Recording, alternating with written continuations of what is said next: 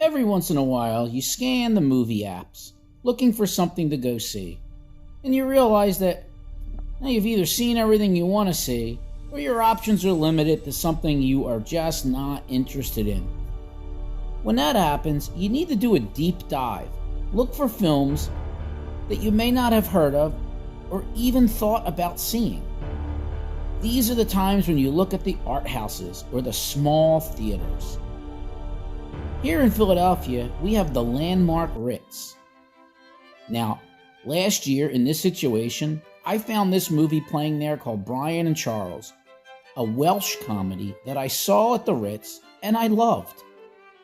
So this past Saturday found me again on the Landmark app looking for a film, and I found one called Master Gardener. Not the most exciting sounding film to be sure, but I figured what the hell. So let's get all fancy, put on our tuxedos, and head over to the Landmark and see what this is all about. Look, isn't this fancy? A coffee and tea bar, multiple toppings for your popcorn. I guess this is how the other half lives. Now, Master Gardener was actually released last year in September at the Venice Film Festival. More fanciness. Aren't we classy? But it was just released to us little people in the United States this past weekend. Now, in this film, we find Narvel Roth, who is a meticulous horticulturist of Gracewood Gardens, a beautiful estate owned by the wealthy Miss Haverhill.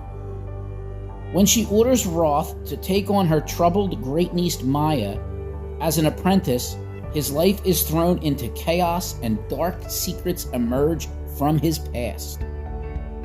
Now, Roth is played by Joel Edgerton, the award-winning Australian actor who you have seen in Zero Dark 30, Black Mass, and as Owen Lars from the Star Wars universe. Sigourney Weaver plays Miss Haverhill, an actress that's played so many great roles. In fact, I would say that Ellen Ripley from the Aliens franchise is my all-time favorite female sci-fi character.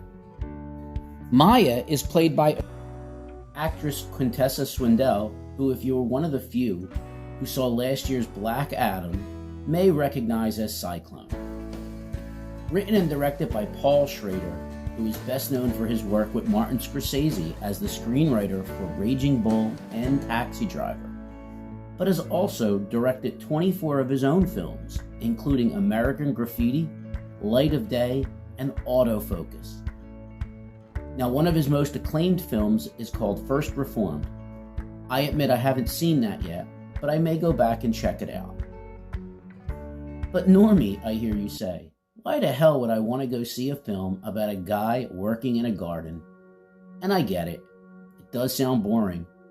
And the first 15 minutes or so of Edgerton's character working the garden, meeting with Weaver's character, seems slow on the surface. But even then, you kind of feel there's something not quite right there. Some unsettledness.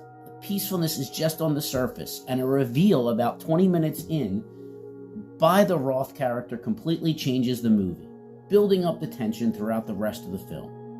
Now, we get great acting from Edgerton and Weaver, but that's not a surprise. What is, however, is the performance of Swindell. She's amazing as Maya.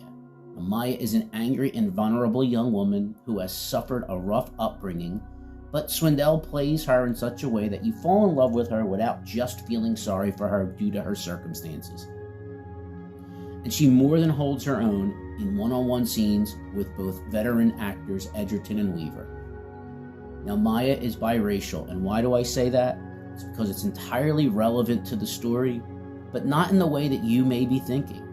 Without spoiling anything, you don't get any lectures here on race relations. It's organically built into the story and extremely important in terms of her relationship with Roth. So how would I rate this film? Well, I will raise a glass of Dom Perignon, take a teaspoon of the finest caviar, and give this fancy film a 7.5 out of 10. The performances by your cast are great. It's well directed, well shot, It builds up tension throughout the film, and although it does get a bit slow at times, you're never really bored. No, there's no explosions, there's no big fight scenes, but it's still a real quality film that I think you might like if you give it a chance. Now, if you don't feel like going to the Ritz or your local small theater, that's fine. I'm sure it will be available soon on a streaming service, and at 107 minutes, it's not a long commitment to your time. And personally, I think I'm going to go back and check out more films by Paul Schrader. I really enjoyed this one. And finally, as I say every week, if you like what you heard, click the like button, subscribe, leave a comment. I'll respond. And if you did not like what you heard, well, I thank you for your time anyway. Take care.